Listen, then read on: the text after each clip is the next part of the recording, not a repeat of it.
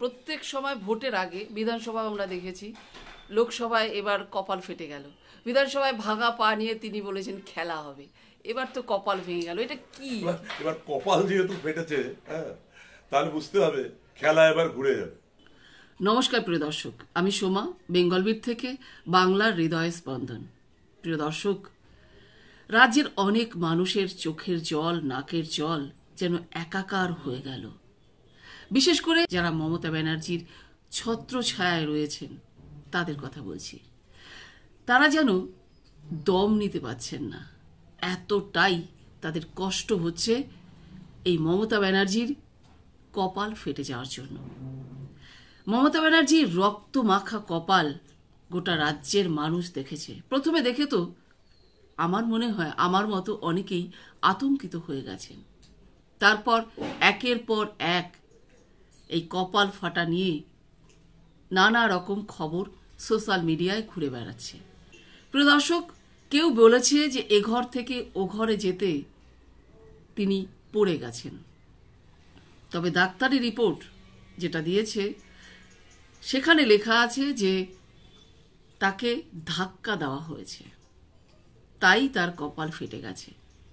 প্রিয় দর্শক, একটা নর্মাল ব্যাপার, যখন আমাদের হাত বা পায়ে যদি কোনো রকম আঘাত পাই, অর্থাৎ রক্ত বেরোয়, আমরা প্রথমেই চেষ্টা করি রক্তটাকে মুছে ফেলতে।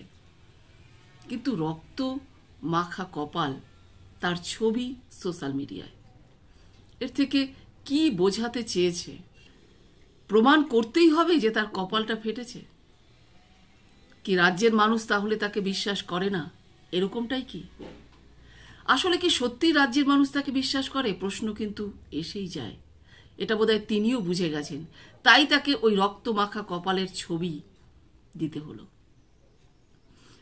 মানুষের হাত পা কপাল ফাটতেই পারে, পড়ে যেতেই পারে, এটা নর্মাল ব্যাপার। এবং এটা সেটা বিশ্বাস মানুষ এমনিতেই করে। বিশ্বাসযোগ্যতা দিতে হবে, তাই কি তিনি ওইভাবে কপাল ফাটার ছবি দিয়েছেন? প্রিয় দর্শক, অনেকে আবার এরকম প্রশ্ন তুলছেন যে তার ঘরে তাকে কে ধাক্কা দিল? তার ঘরে কি তার শত্রুরা বসবাস করছে? অবশ্য রাজ্যে যেভাবে লুট হয়েছে, অনেকে হয়তো ভাবছেন যে লুটের টাকা ভাগাভাগি হচ্ছে, বা লুটের টাকা কেউ পাচ্ছে না বা কেউ কম পাচ্ছে, সেই কারণেই কি তার বাড়িতেই তার শত্রুরা? আবার অনেকে বলছেন ভোট এলেই মমতা ব্যানার্জির নাটক শুরু হয়ে যায়। আপনারা দেখেছেন বিধানসভা ইলেকশনে মমতা ব্যানার্জি পা ভেঙে গেল, সেই ভাঙা পা নিয়ে তিনি খেলা হবে বলে আঘাত মেরেছিলেন। এবার তার কপাল ফেটে গেছে। এই কপাল ফাটা নিয়ে কিন্তু অনেকে আবার অনেক অন্য কথা বলছে। তারা বলছেন যে কপাল ফাটা মানে কিন্তু একটা অশুভ লক্ষণ, অর্থাৎ মমতা ব্যানার্জির কপাল ফেটেছে, অর্থাৎ তৃণমূলের কপাল ফেটেছে। সামনেই লোকসভা ইলেকশন, তার এই কপাল ফাটা যদি সত্যিই হয়ে যায়, তাহলে তো তৃণমূল এই রাজ্য থেকে আগামী বিধানসভায় চলেই যাবে। লোকসভা ইলেকশনে অনেকটাই বোঝা যাবে। হয়তো আজই লোকসভা ইলেকশনের দিন ঘোষণা হবে।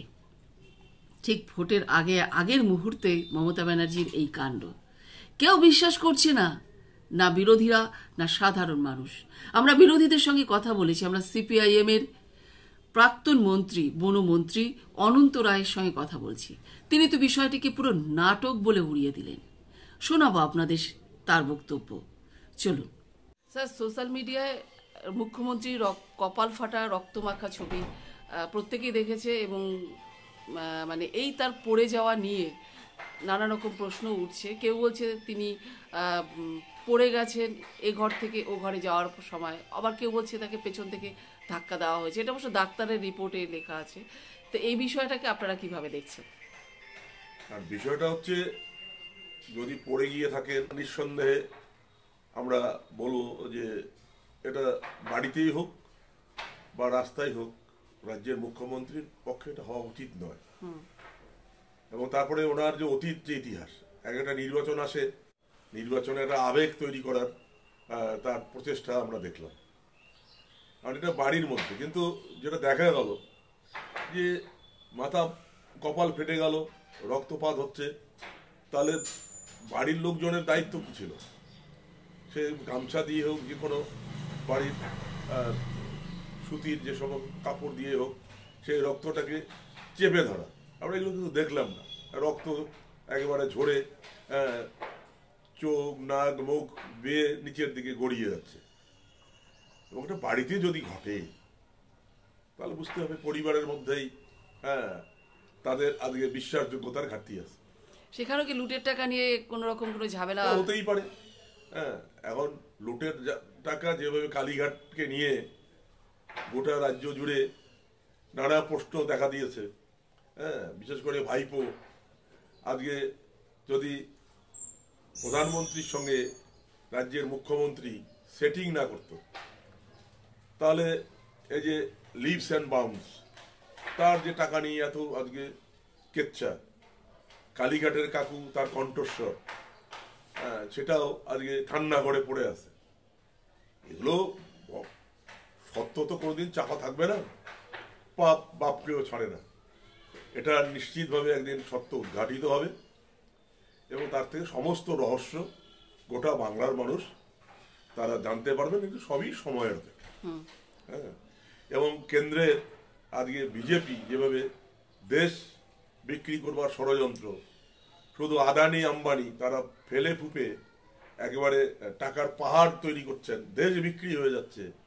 আর তারপরে সবচেয়ে যেটা হচ্ছে, নির্বাচনের প্রাক্কালে আমরা বিরোধীরা যে অভিযোগ দায়ের করেছিলাম যে এই যে নির্বাচনী বন্ড কেলেঙ্কারি, আজকে সুপ্রিম কোর্ট সেটাকে যেভাবে মানে মানুষের সামনে তার যে রায়, এবং আজকেই ওই এসবিআইকে তার সমস্ত তথ্য আজকে ঘোষণা করতে হবে, এটা পরিষ্কার কেন্দ্রের সরকারটাই হচ্ছে আজকে দুর্নীতিবাজ।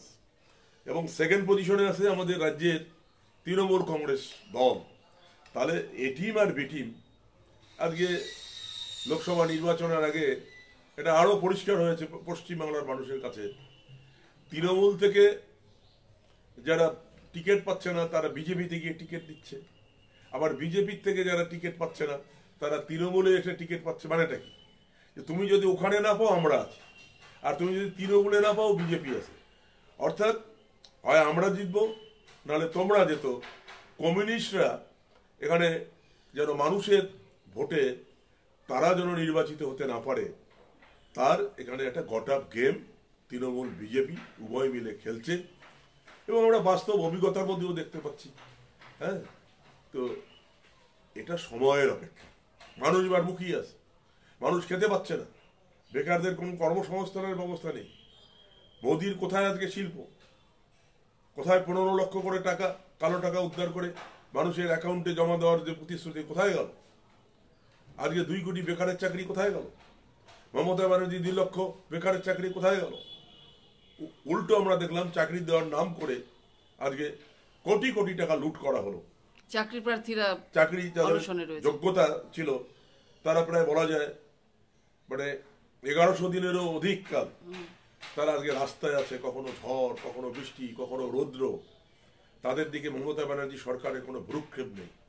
এ অমানবিক সরকার, এটা মানুষ অভিজ্ঞতা দিয়ে উপলব্ধি করতে পারছে। প্রিয় দর্শক, লোকসভা ইলেকশনের ডেট হয়তো আজই প্রকাশ হয়ে যাবে।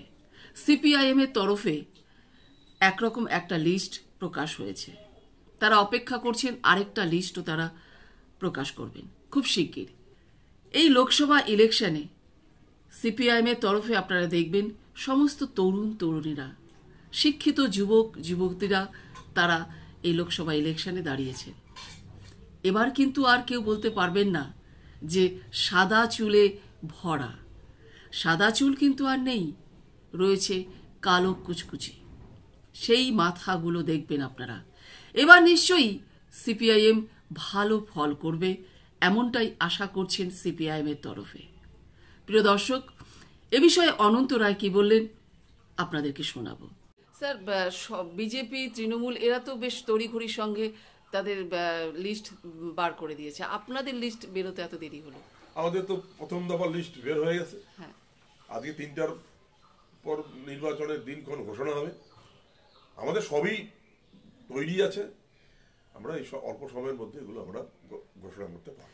কি আশা করছেন এবারের লোকসভা ভোটে আপনারা? আমরা তো আশা করছি কেন্দ্রে বিজেপি হারবে, রাজ্যে মমতা ব্যানার্জি মুখ থুবড়ে পড়বে। আর ওরা যেটা চেষ্টা করছে, মানুষের গণতান্ত্রিক অধিকার, ভোট দেওয়ার অধিকার এখনো সমাজ বিরোধীদের ব্যবহার করে, একদিকে বিজেপি একদিকে তৃণমূল, তারা এই ভোট লুট করবার স্বপ্ন দেখছে। কিন্তু মানুষ নিজের বুকে রক্ত দিয়ে এবার নিজের ভোট দেওয়ার জন্য তারা ভোট কেন্দ্রে যাবে, ভোট দেবে। এই যে দুটো গণতন্ত্র বিরোধী শক্তি আর একটা হচ্ছে হিন্দুত্ববাদী শক্তি বিজেপি, এদের প্রতি মানুষের আস্থা আর নেই, এদের মানুষ ঘৃণা করছে। তাহলে এবারে লোকসভা ভোটে সিপিএম ভালো ফল করবে? অবশ্যই। আমরা তো গত নির্বাচনে তো শূন্য ছিলাম, এবার আর শূন্য থাকবে না, আমাদের ফলাফল ভালোই হবে। আপনারা পুরো ভিডিওটি দেখেছেন আমরা আশা করছি।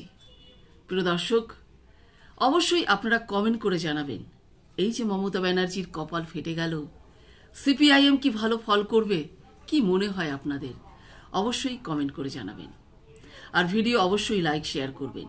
যারা এখনো পর্যন্ত আমাদের চ্যানেলটি সাবস্ক্রাইব করেননি, চ্যানেলটি সাবস্ক্রাইব করে আমাদের সঙ্গে জুড়ে যান এইরকম আরো নতুন নতুন ভিডিও পেতে। প্রিয় দর্শক, আজকের মতো এখানেই শেষ করছি। আপনারা ভালো থাকবেন, সুস্থ থাকবেন।